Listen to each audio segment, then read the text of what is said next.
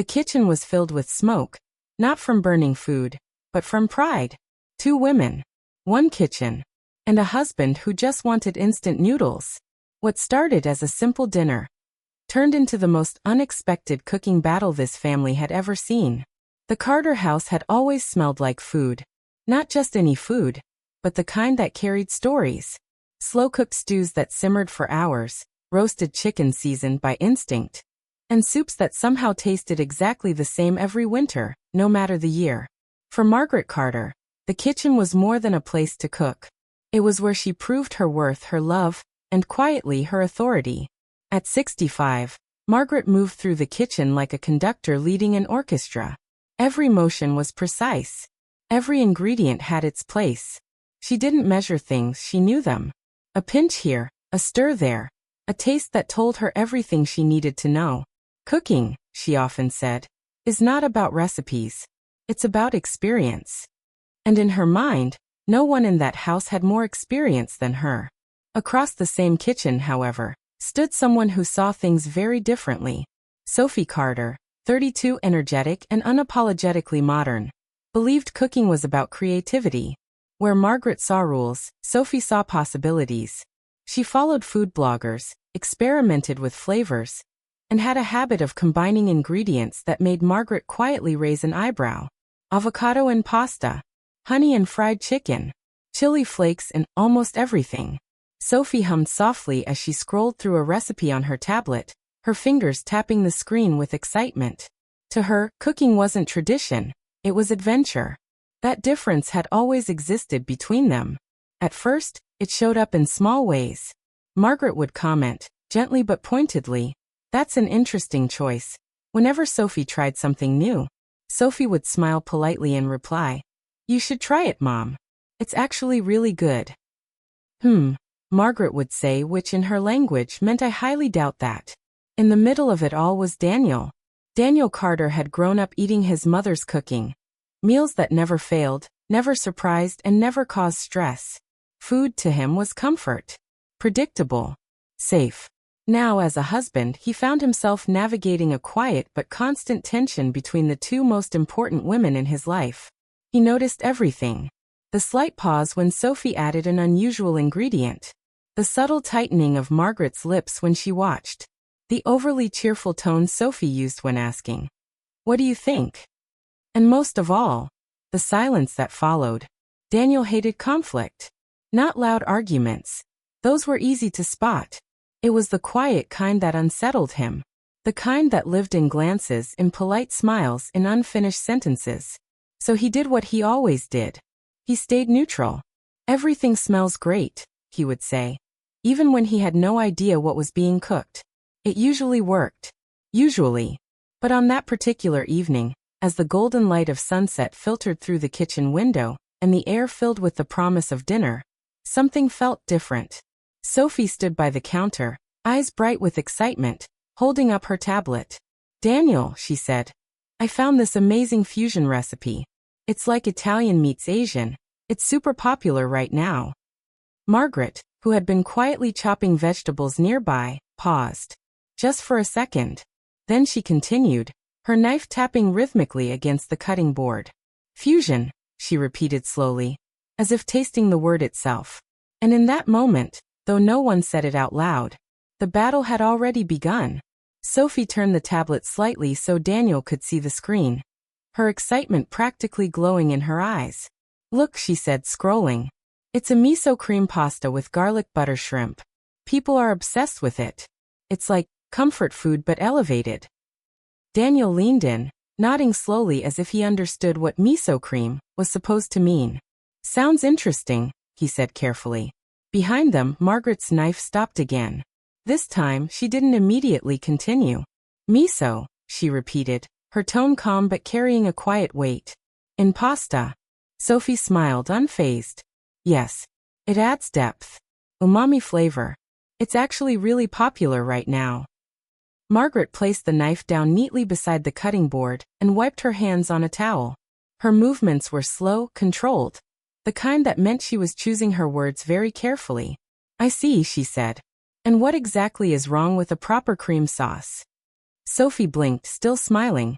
though just slightly tighter now. Nothing's wrong with it, she replied.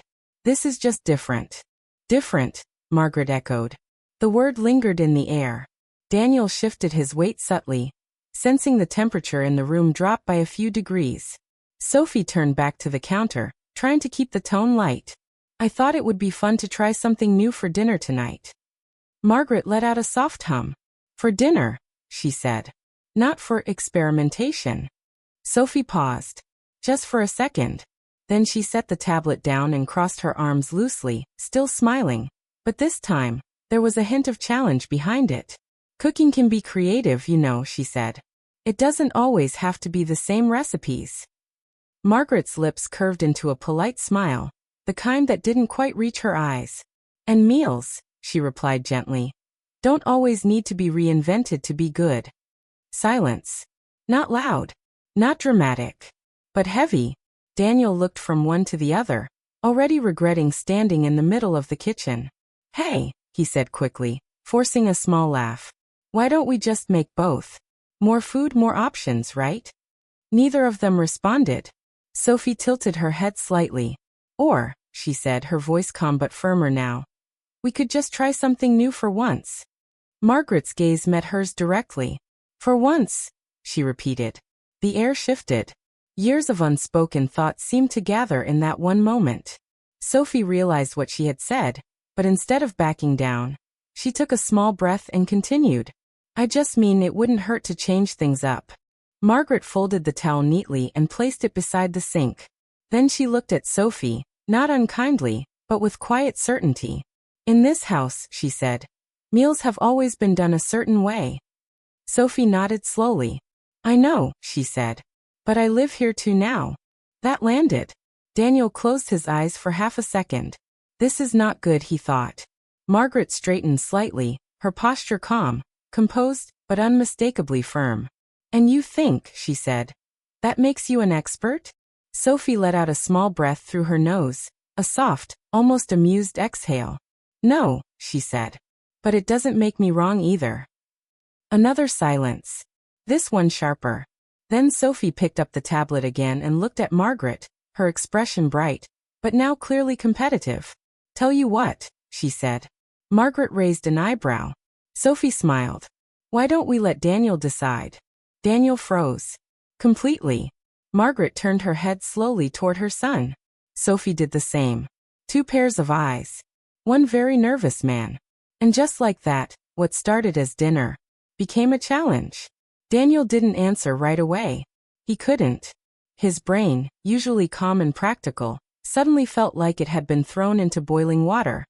Much like whatever Sophie was planning to cook. Me, he said finally, pointing at himself as if there might be another Daniel hiding somewhere in the room. Sophie smiled sweetly. Yes, you. Margaret folded her arms, not aggressively, but with the quiet confidence of someone who already believed she knew the outcome. Well, she said, that seems fair.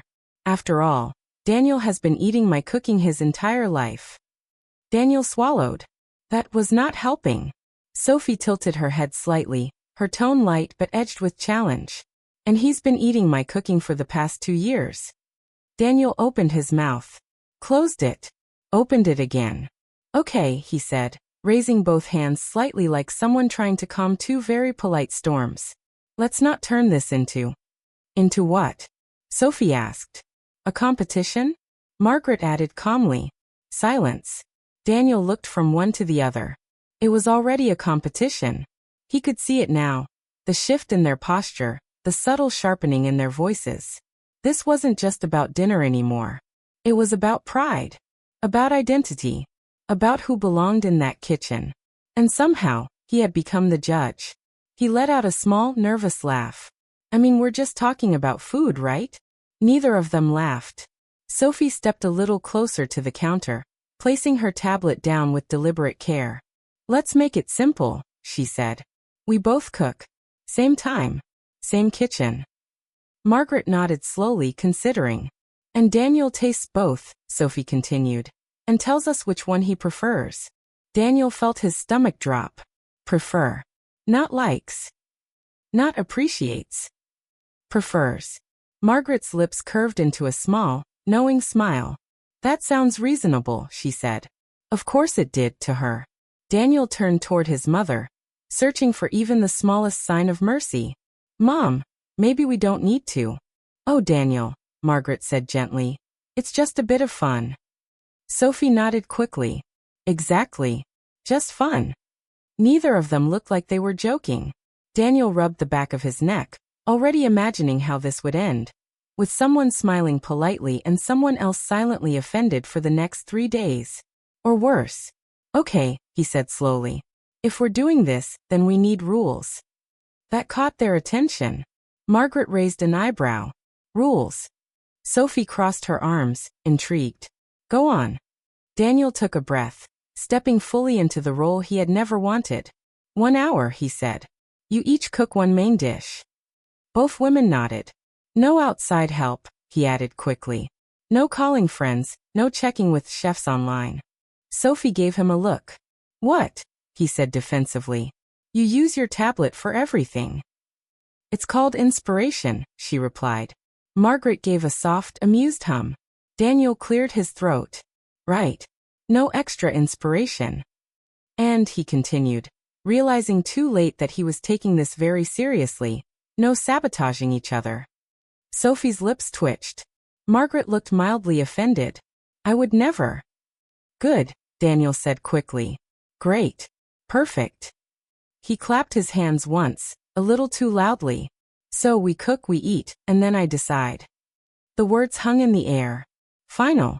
Unavoidable. Sophie smiled. Margaret nodded. And Daniel, standing there in the middle of his own kitchen, suddenly had the very strong feeling that he had just made a terrible mistake. Margaret reached for the kitchen timer before Daniel could say anything else. If we are doing this properly, she said, adjusting her glasses slightly, we should be precise. Click. The small digital timer lit up in her hand. Sophie watched her, amused. Wow. This is getting serious. Margaret didn't look up. Cooking is serious. Daniel stood frozen near the fridge, wondering if it was too late to pretend he had an urgent work call. It wasn't. All right, Sophie said, clapping her hands once, mirroring Daniel's earlier gesture but with far more confidence. 1 hour. Let's do this. Margaret placed the timer on the counter between them, like a referee setting the start of a match. 1 hour, she repeated. Then she looked at Sophie. No sortkuts. Sophie smiled. No fear. Daniel blinked. Asterisk no fear? What is this, a cooking show? Asterisk. Margaret pressed the button. The timer began counting down. And just like that, the kitchen transformed. Margaret moved first. She stepped toward the pantry with calm, deliberate steps, already knowing exactly what she would make. No hesitation. No second-guessing. She reached for flour, butter, cream. Ingredients she had used hundreds, maybe thousands of times before. Each item landed on the counter with quiet confidence. Classic. Reliable. Proven.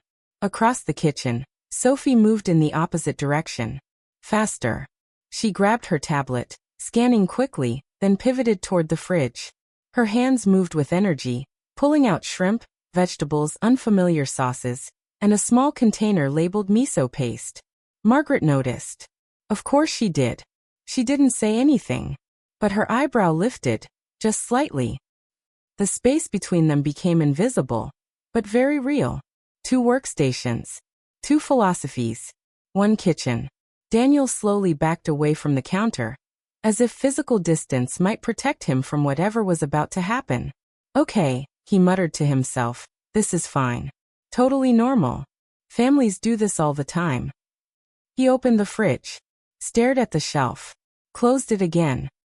The sounds began. Chopping. Sizzling. Drawers opening and closing. Margaret's movements were steady, rhythmic. The soft scrape of her knife against the cutting board sounded almost controlled, like she was reminding the kitchen who it belonged to. Sophie, on the other hand, worked with bursts of motion. Quick, creative, slightly chaotic. A dash here, a taste there, a quick adjustment followed by a satisfied nod. At one point, she turned on music. Upbeat. Modern. Margaret paused. Just for a second. Then she continued cooking, without acknowledging it. But the volume? Sophie turned it up one notch higher. 10 minutes passed. Then 15. The air filled with competing aromas. Butter and garlic from Margaret's side, rich, familiar, comforting. Soy spice, and something slightly unexpected from Sophie's. Sharp, intriguing, impossible to ignore. Daniel stood in the middle again, turning his head left, then right, like a spectator at a tennis match. "Oh wow," he said quietly. "This actually smells amazing." Neither woman responded. They were focused now. Locked in. Then came the first small moment. Sophie reached for a spice jar she had placed earlier. It wasn't there. She frowned. Checked the other side of the counter. Nothing. Margaret continued stirring her sauce, calm as ever. Sophie narrowed her eyes slightly, then leaned down. The spice jar sat, just slightly behind a bowl. Out of place. Hidden. She picked it up slowly. Looked at Margaret. Margaret didn't look back. But the faintest hint of a smile touched her lips. Sophie let out a soft laugh under her breath. "Oh," she murmured. "So that's how it is." Margaret stirred her sauce. Sophie shook her head, smiling wider now. "Nothing," she said. "Just getting interesting." And for the first time since the timer started, both of them were no longer just cooking. They were playing to win. By the 20-minute mark, the kitchen no longer felt like a shared space. It felt like a battlefield. Margaret's side remained immaculate. Every ingredient was aligned. Every utensil returned to its place after use. Her movements were calm, almost elegant, like she had done this 1,000 times and didn't need to rush.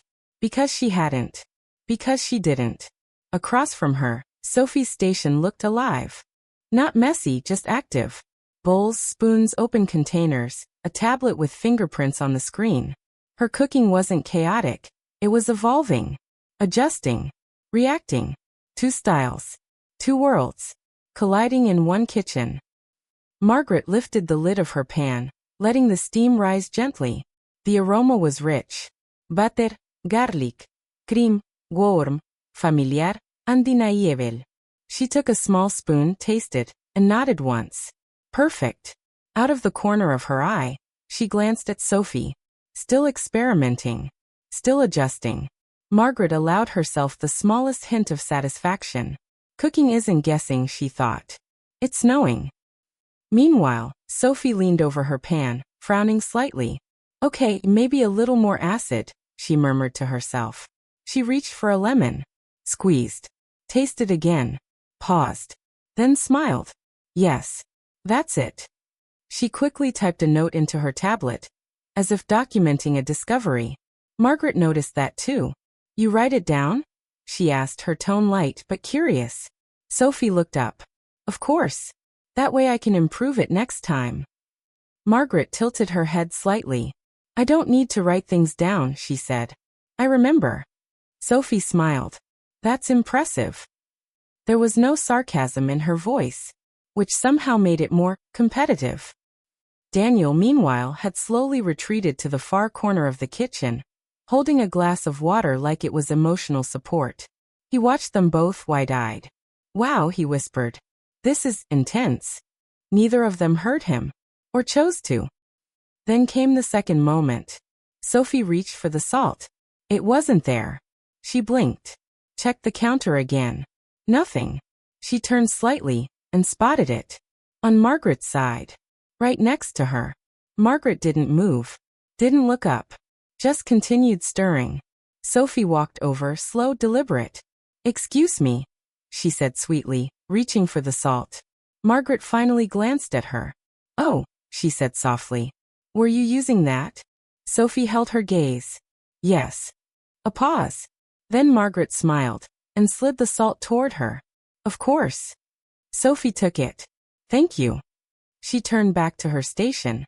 But this time, she placed the salt firmly in front of her. Within reach. Not moving again. A few minutes later, music was still playing. But now, it got louder. Not dramatically. Just enough. Margaret's stirring slowed for half a second. Then resumed. 30 minutes left. The pressure shifted.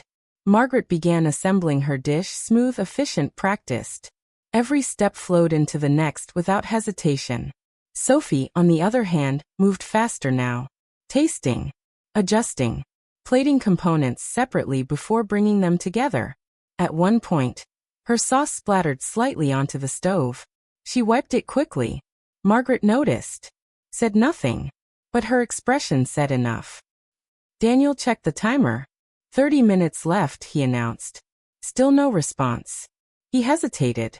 Then added quietly, "Everything still smells really good." Nothing. The kitchen was no longer filled with just aromas. It was filled with pride. With quiet determination. With two women who, in very different ways, refused to lose.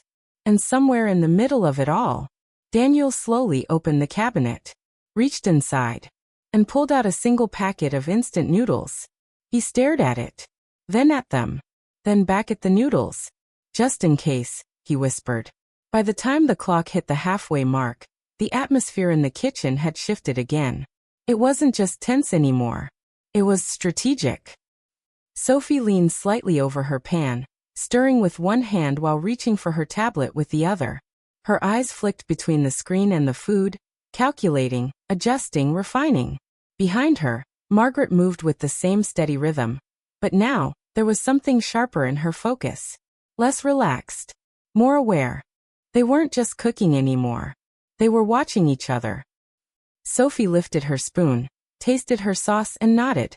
"Almost there," she murmured. Then, without looking, she reached for her olive oil. Her hand closed on empty space. She paused. Slowly turned her head. The bottle sat 2 feet away. On Margaret's side of the counter. Sophie blinked. She was certain she had left it right next to her stove. Very certain. Margaret continued whisking her sauce, her expression calm, almost thoughtful. Sophie walked over. Picked up the bottle. Looked at it. Then at Margaret. "Funny," she said lightly. "I don't remember leaving this here." Margaret glanced up, just briefly. "Oh," she said. "Perhaps it walked." Sophie let out a small laugh. "Of course," she replied. "Must be the same thing that moved my spices earlier."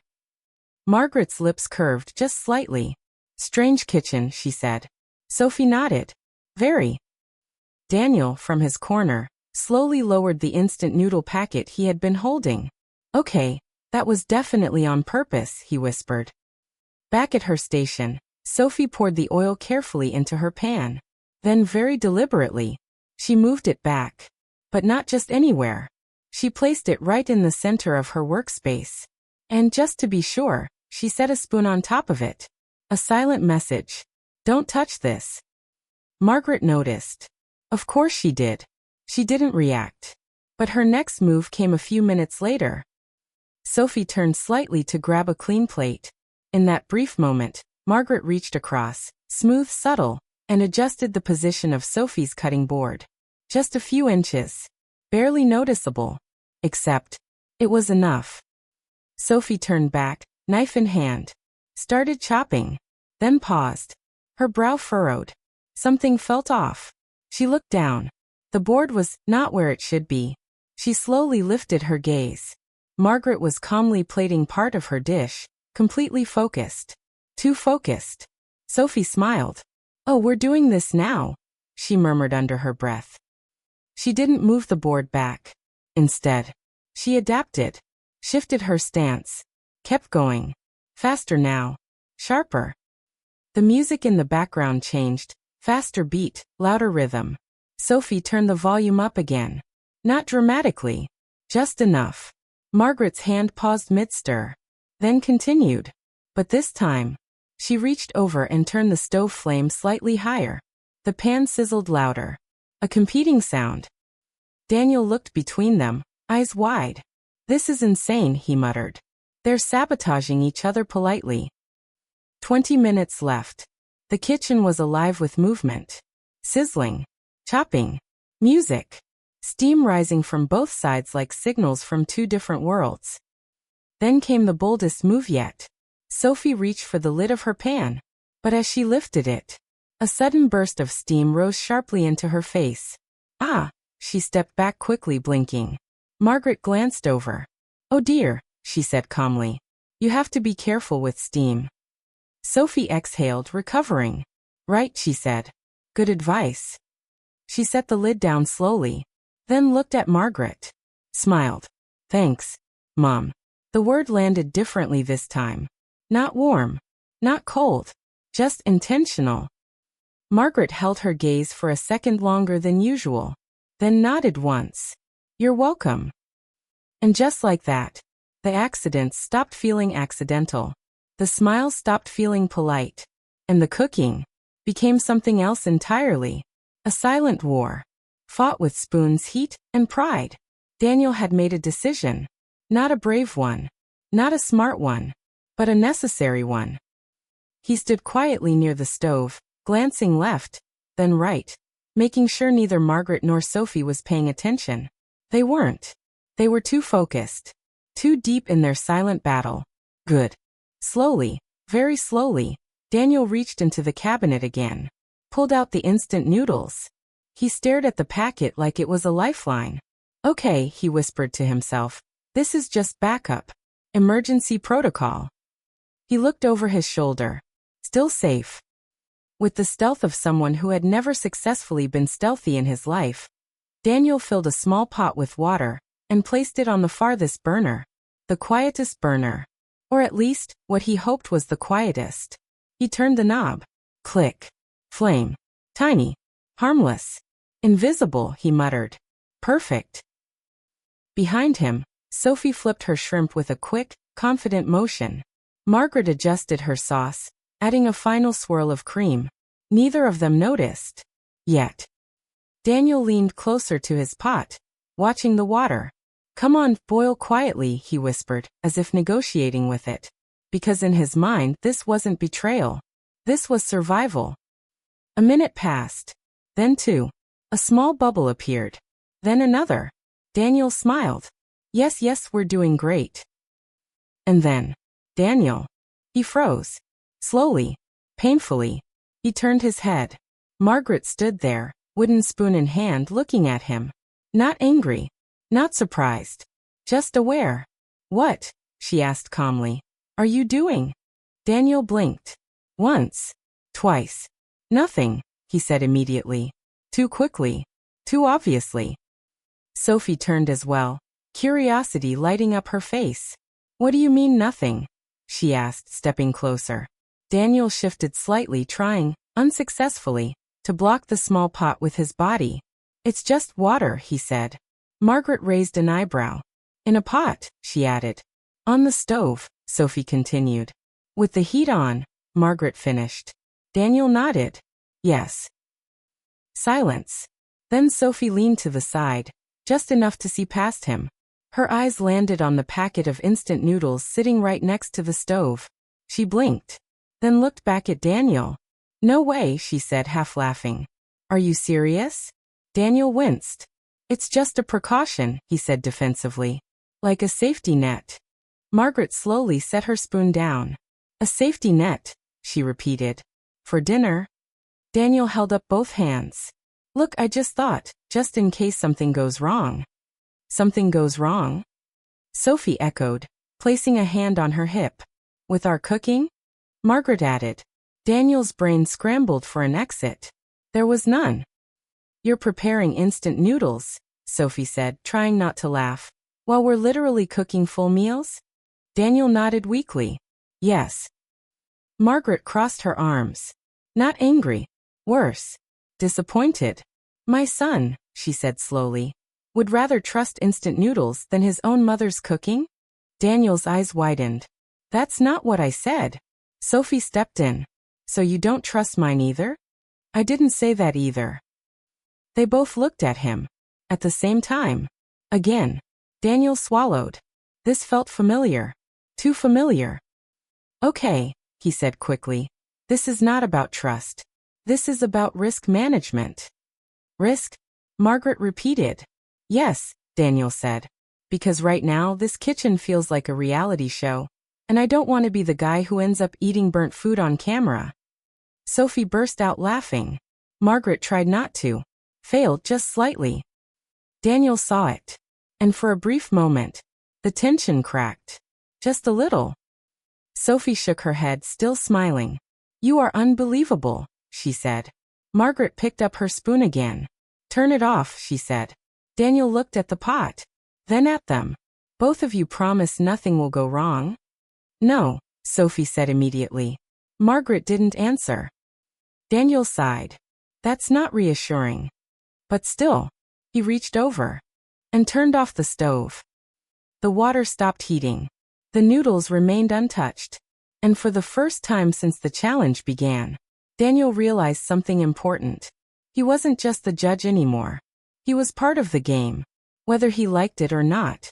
The laughter faded. Not completely, but enough. Because the timer kept ticking. And now, there were only 15 minutes left. Margaret returned to her station first. Her movements were quicker now, not rushed but sharper. Focused. She adjusted the heat, stirred her sauce, then reached for the final ingredients with absolute certainty. This was her territory. This was where she never failed. Across from her, Sophie exhaled slowly and rolled her shoulders. Okay, she whispered to herself. Final stretch. She looked down at her pan. Her sauce had thickened beautifully, creamy, glossy, rich with layers of flavor. The shrimp were perfectly pink, curled just right. She smiled. Then she tasted it again. Paused. Her smile faded, just slightly. Wait. She frowned. Why is that? She grabbed a spoon. Tasted again. This time slower. Careful. Her eyes widened just a little. Too salty. On the other side, Margaret lifted her spoon and tasted her own dish. She paused. Her expression didn't change much, but for the first time, there was hesitation. She tasted again, then quickly reached for the cream. A little more. She stirred. Tasted again. Still. Not quite right. Too thick, she murmured under her breath. The kitchen shifted. Again. Sophie moved fast. Okay, balance it out, she muttered. She reached for lemon. Squeezed. Stirred. Tasted. Better. But not perfect. She glanced at Margaret. Margaret was adjusting her sauce too. Adding. Stirring. Fixing. For a brief moment, their eyes met. And in that moment, something changed. Not rivalry. Not yet. Recognition. They both looked away. Almost immediately. Back to work. Daniel, standing in the middle, sensed it instantly. Oh no, he whispered. This is the panic phase. Margaret grabbed a whisk, moving faster now. Her calm had cracks. Small ones. But visible. She plated a portion. Looked at it. Then adjusted again. Precision was everything. And right now, precision was slipping. Sophie plated part of her dish too. Then stopped. She wiped the plate clean. Started over. Her hands moved quicker. More controlled. But her breathing? Faster. 10 minutes left. The kitchen was louder now. Not from music. From urgency. Pans sizzling harder. Utensils clinking sharper. Steps quicker. Margaret reached for garnish. Paused. Changed her mind. Reached for something else. She had never second-guessed plating before. Not like this. Sophie sprinkled herbs over her dish. Then leaned back. Looked. Tilted her head. Adjusted again. Every detail mattered now. Daniel checked the timer. 10 minutes, he announced. Big mistake. Don't rush me, Margaret said immediately. I'm not rushing you. Daniel replied. You just said 10 minutes, Sophie added, without looking at him. That's just information. No one asked for it, Margaret said calmly. Daniel raised both hands. I will stop talking. 5 minutes. Margaret plated her final dish. Elegant. Classic. Beautiful. But her eyes lingered on it longer than usual, as if searching for something. Missing. Sophie plated hers next. Bold. Colorful. Different. She stared at it. Then nodded. Okay, she said softly. The timer beeped. Sharp. Final. Unforgiving. Both women stepped back. At the same time.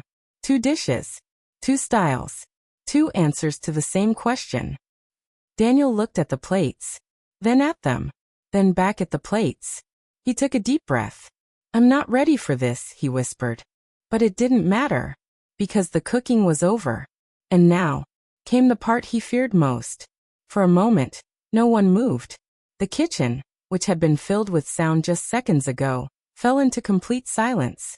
The only noise left was the faint ticking of the timer resetting itself, like a quiet reminder that something important had just ended. Or perhaps, something even more important was about to begin. Margaret stepped forward first. She adjusted the edge of her plate ever so slightly, aligning it perfectly with the counter.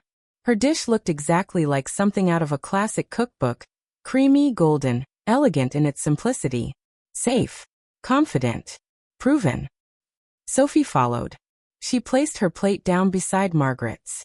It was completely different.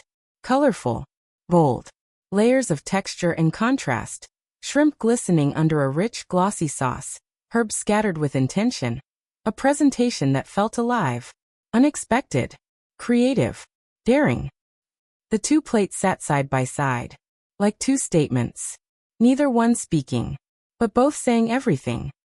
Daniel stared at them, longer than necessary. Wow, he said quietly. Still no response. He cleared his throat. Okay, he added louder this time. They both look amazing. Margaret gave a small nod. Sophie folded her arms. Neither smiled. Daniel took a step closer, then another. This was it. No more delays. No more distractions. Just him. And the decision. All right, he said, forcing a confident tone he absolutely did not feel. Let's do this properly. He reached for a fork, then paused. Looked at one plate, then the other. Which one do I try first? Mine, Margaret said calmly. At the same time, Sophie said. Daniel froze. That's not how eating works. Silence. Then. Fine, Sophie said. You choose. Margaret nodded. Go ahead. That didn't help. At all. Daniel closed his eyes for half a second, then reached out, picked up a fork, and without overthinking it, went for Margaret's dish first.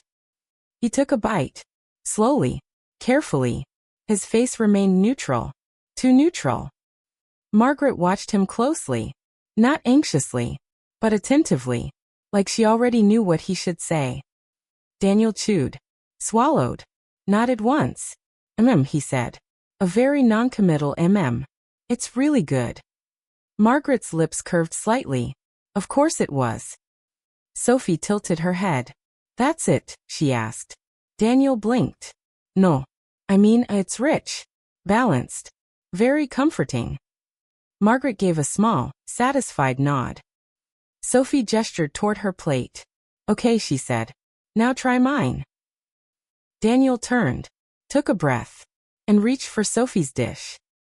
He lifted a bite, hesitated for just a fraction of a second, then tasted it. Everything paused. His eyebrows lifted, just slightly, then a bit more. Margaret noticed. Of course she did. Daniel chewed slowly. His expression changed. Not dramatically, but enough. He swallowed, looked at Sophie, then at the plate, then back at Sophie again. Wow. This time, it wasn't neutral. Sophie's eyes lit up just a little. What? She asked. Daniel shook his head slightly, almost surprised. It's different, he said. Margaret's expression remained calm, but her gaze sharpened. Different how? She asked. Daniel exhaled, trying to find the right words. It's lighter, he said, but still rich. And there's this flavor. I don't even know what it is, but it works. Sophie smiled. Miso, she said. Margaret didn't react, but her fingers tightened slightly around the edge of the counter. Daniel looked between the two plates, between the two women, and suddenly, the decision didn't feel like a joke anymore. It felt important.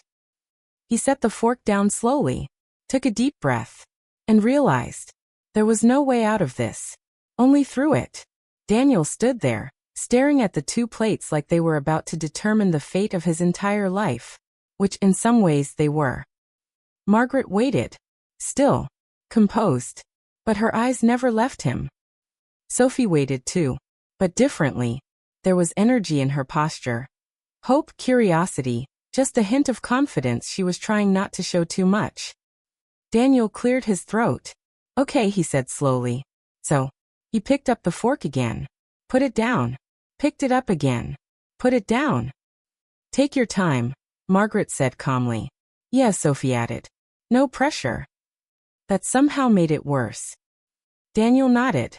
Right. No pressure. He let out a small breath. Then another. Then he did what he always did when things got uncomfortable. He started talking. Both dishes are amazing, he began. Margaret gave a slight nod. Sophie folded her arms, listening carefully. Mom, Daniel continued, turning slightly toward Margaret, your dish is exactly what I grew up with. It's warm, it's rich, honestly, it feels like home. Margaret's expression softened. Just a little. Then Daniel turned to Sophie. And yours, he said, is exciting. It's different, but in a really good way. It's like, I didn't expect it to work, but it does. Sophie smiled faintly. Daniel nodded, as if convincing himself he was doing a great job. So yeah, he said, they're just different styles. Silence. Margaret raised an eyebrow. And, she asked. Sophie tilted her head. Yes, she said. And? Daniel blinked. And what? Which one, Margaret said calmly, do you prefer? There it was. The word again. Prefer. Daniel looked at the plates. Then at Margaret. Then at Sophie. Then back at the plates again. His brain raced. Asterisk think. Think. Think asterisk. Okay, he said slowly. So, preference is a very complicated concept. Sophie narrowed her eyes slightly. That sounds like a speech. It's not a speech, Daniel said quickly. It's just context matters. Margaret crossed her arms. What context? She asked. Well, Daniel said, gaining momentum. Like, if I'm tired, I might want something comforting. But if I'm feeling adventurous, I might want something new. So it really depends on the situation. Daniel, Sophie said. He stopped. Yes. Pick one. Straightforward. Unavoidable. Daniel swallowed. Okay, he said quietly. He reached for the fork again. Looked at both plates. Took a breath. This is really hard, he admitted. Margaret said nothing. Sophie didn't either. Daniel closed his eyes for a brief second. Then opened them. I think, he said slowly. If I had to choose. He pointed the fork slightly. Then hesitated. Then shifted it. Then hesitated again. Both women watched the tiny movement like it meant everything. Daniel exhaled. I think I would choose. He stopped. Mid-sentence. Because suddenly, he realized something. No matter what he said next, he was going to lose. He looked at Margaret. At Sophie. At the two plates. Then, without warning, he lowered the fork. I can't, he said. Silence. Margaret blinked. Sophie frowned. You can't, she repeated. Daniel shook his head. I can't choose. Margaret's voice was calm, but firmer now. You have to. Sophie nodded. That's the whole point. Daniel let out a breath. Then looked at both of them. Really looked.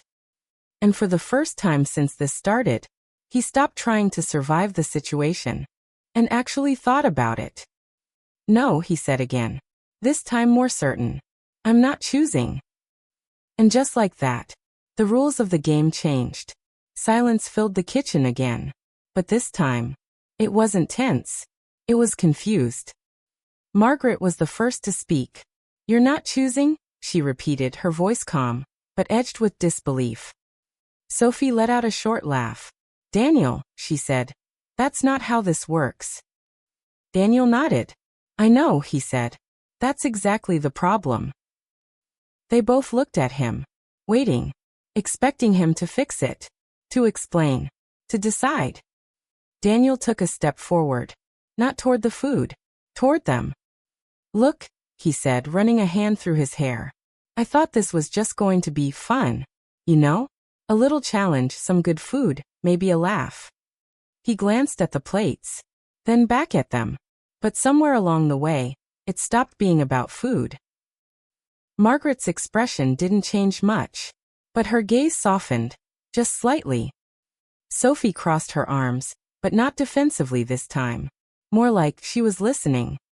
It's not just about which dish tastes better, Daniel continued. Because they're both good. Really good. He looked at Margaret. Mom, your cooking is what I grew up with. It's part of me. You taught me what home feels like. Margaret blinked. Once. Slowly. Then Daniel turned to Sophie. And you, he said, his voice gentler now. You've brought something new into my life. Not just food, everything. You make things exciting. Different. You challenge me. Sophie's expression softened too. Just a little. Daniel let out a breath. So how am I supposed to choose between that? He asked quietly. Silence. But not the same silence as before. This one felt honest. Margaret looked at Sophie. For the first time that evening, not as an opponent, just as her son's wife. Sophie looked back. Not defensive. Not competitive. Just thoughtful. Daniel stepped back slightly, giving them space. Then after a moment he added, half joking, half serious. And also, if I pick one of you, the other one is going to make my life very difficult. Sophie let out a small laugh. Margaret tried not to. Failed. Again, just a little. The tension cracked. This time more clearly. Margaret looked down at her dish. Then at Sophie's. Then back at Sophie. You used miso, she said. Not a question. An observation. Sophie nodded. Yeah, she said. It adds depth. Kind of balances the cream. Margaret considered that. Really considered it. She said. Then after a pause. I suppose, that's not entirely unreasonable. Sophie raised an eyebrow. That's high praise coming from you. Margaret gave a small, almost reluctant smile. Don't get used to it. Sophie smiled back. Daniel watched them, unsure whether to be relieved or terrified of what came next. Then Margaret reached for a fork. Not hers. Sophie's dish. She took a small bite. Carefully. Sophie held her breath. Just slightly. Margaret chewed. Slowly. Then swallowed. Interesting, she said. Sophie tilted her head. That's it. Margaret looked at her. And this time, there was something different in her eyes. It's good, she said. Sophie blinked. Surprised. Then, without a word, Sophie reached for Margaret's plate. Took a bite. She chewed. Paused. Then nodded. Okay, she said. That's really good. Margaret's lips curved. Just a little. And in that quiet exchange, without a winner, without a decision, something else had been decided instead. For a moment no one spoke. Not because they didn't have anything to say, but because they didn't need to. The kitchen felt different now. The same space. The same dishes. But the tension that had filled it earlier had softened. Like steam slowly fading after the heat is turned off. Daniel let out a quiet breath. So, he said cautiously, does this mean I survived? Sophie laughed. Margaret shook her head lightly. You were never in danger, she said. Daniel raised an eyebrow. I'm not entirely convinced about that. They all smiled. And just like that, the battle no longer felt like a battle. Sophie looked down at both plates again. Then back at Margaret. You know, she said a little more relaxed now. Your sauce is actually really smooth. I don't think I've ever gotten mine that consistent. Margaret glanced at her. It comes with practice, she said. Then after a small pause. And patience. Sophie nodded. Yeah, I tend to rush things. Margaret tilted her head slightly. I noticed. There was no judgment in her voice. Just observation. Sophie smiled. And your plating, she added, gesturing toward the dish. It's very clean. Mine always ends up looking like I tried too hard. Margaret gave a soft hum. That's because you are trying too hard. Sophie blinked, then laughed. Okay, fair. A quiet moment passed. Then Margaret looked at Sophie again, more directly this time. You have good instincts, she said. Sophie paused. That she hadn't expected. Thanks, she said softly. Margaret nodded once. And the miso, she added almost reluctantly, was effective. Sophie's smile widened. I'll take that. Daniel watched the exchange, still slightly in disbelief. So no winner, he asked carefully. Margaret and Sophie looked at each other. Then almost at the same time, they both shook their heads. No winner, Sophie said. No need, Margaret added. Daniel blinked. This is the best possible outcome. Sophie picked up her fork again, then glanced at Margaret. Hey, she said. What if next time? She hesitated, then continued. We try cooking something together? Margaret raised an eyebrow. Together. Sophie nodded. Yeah, like your technique, my ideas. Margaret considered that. For a moment. A real moment. Then she turned slightly toward the counter, looked at the two dishes, then back at Sophie. We would need a proper recipe, she said. Sophie grinned. We can write one. Margaret's lips curved. Just a little. Or, she said, we can remember it. Sophie laughed. Deal. Daniel looked between them. I like this version of the kitchen, he said. Margaret picked up a plate. Sophie grabbed another. Without discussing it, they began setting the table. Together. No timer. No rules. No competition. Just dinner. As they sat down, Daniel looked at the food. Both dishes now placed side by side, not as rivals but as part of the same meal. He picked up his fork, smiled, and said, Next time, we're still keeping the instant noodles. Sophie laughed. Margaret shook her head. And somewhere between the laughter, the shared dishes, and the quiet understanding that had formed without anyone forcing it, something changed. Not dramatically, not loudly, but meaningfully. Because in that kitchen on that evening, it was never really about who cooked better. It was about learning how to cook together.